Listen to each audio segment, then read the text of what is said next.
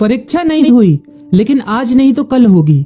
ये कोरोना महामारी आज नहीं तो कल जरूर खत्म होगी। स्कूल कॉलेजेस कभी ना खुलें, ऐसा नहीं होगा। अभ्यास करते रहोगे तो कोई पछतावा नहीं होगा। कोरोना महामारी के चलते इस समय स्कूल और कॉलेजेस बंद पड़े हैं, जिसके चलते विद्यार्थियों में पढ़ाई के प्रति लापरवाही देखी जा रही है। इसी को देखते हुए मुंबई के एक स्कूल में हमारे पुराणों में लिखित एक कहानी सुनाई गई और विद्यार्थियों को इस कहानी के जरिए एक मैसेज दिया गया, एक सलाह दी गई। कहानी ये थी कि एक बार भगवान इंद्र किसानों से नाराज हो गए और उन्होंने घोषणा कर दी कि 12 साल तक बारिश नहीं होगी, आप फसलों को नहीं उगा पाएंगे। भगवान इंद्र से किसानों ने विनम्रता पूर्वक विनती की। किसानों की विनती को देखते हुए इंद्र ने बड़ी चालाकी से बारिश न होने का सारा श्रेय भगवान शिव के ऊपर डाल दिया और कहा कि बारिश तभी संभव है जब भगवान शिव अपना डमरू बजाएंगे। लेकिन इंद्रदेव भगवान शिव के साथ पहले ही गुप्त रूप से चर्चा कर चुके थे और उनसे किसानों के साथ सहमत नहीं होने के लिए भी अनुरोध कर चुके थे।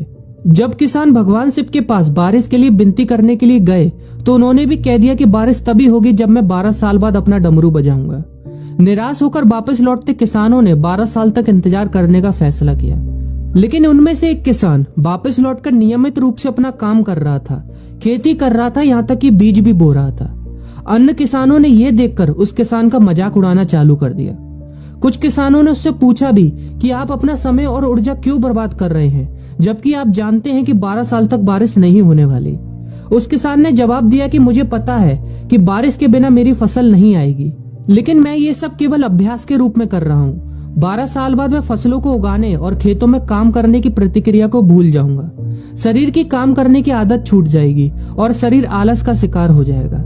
इसलिए मैं अभ्यास करता रहता हूँ कि जब 12 साल बाद बारिश होगी तो मुझे काम करने में मुश्किल नहीं होगी। जब इस किसान की ये बात पार्वती जी को पता चली तो उन्होंने भी चिंतित होकर शिव जी से कहा, आप भी 12 साल बाद डमरू बजाना भूल सकते हैं। यह सुनकर भगवान शिव भी चिंतित हो गए, इसलिए कहीं वो डमरू बजाना भूल तो नहीं गए, इसकी जांच करने की सोची और अपना डमरू उठाकर बजाने की कोशिश करने लगे।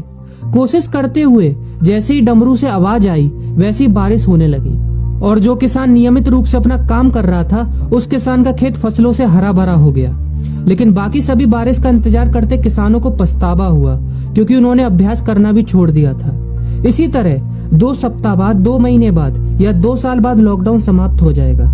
कोरोना महामारी भी खत्म हो जाएगी। इसे घूरने या इस महामारी के खत्म होने तक का इंतजार करने से बेहतर है कि आप जिस कक्षा में हैं या जिस अगली कक्षा में जाने वाले हैं उसका अध्ययन करें। पुस्तकों का अध्ययन करके अपने कौशल को तेज करें। आपके पास जो ज्ञान है उसे और बढ़ाएं। इस समय का इस्तेमाल करें और ये सोचें कि आप और भी बेहतर कैसे कर सकते हैं, क्योंकि डमरू कभी भी बच सकता है। इसलिए अभ्यास करते रहें। अभ्यास ही गुणवत्ता का सार है। अभ्यास ही है जो आपको किसी भी क्षेत्र में पूर्ण बनाता है। अगर आप अपनी पढ़ाई के प्रति लापरवाही छोड़कर अभ्यास करते रहेंगे तो जब काम करने का समय आएगा, जब भी परीक्षा देने का समय आएगा, तो आप हर चुनौती और अपने हर क्वेश्चन का जवाब देने के लिए तैयार रहेंगे।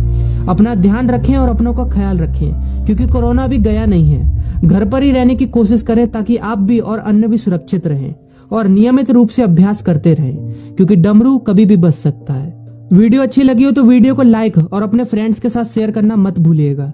और अगर आप एक पेरेंट हैं तो आप भी अपने बच्चों के साथ इस वीडियो को शेयर करना मत भूलिएगा।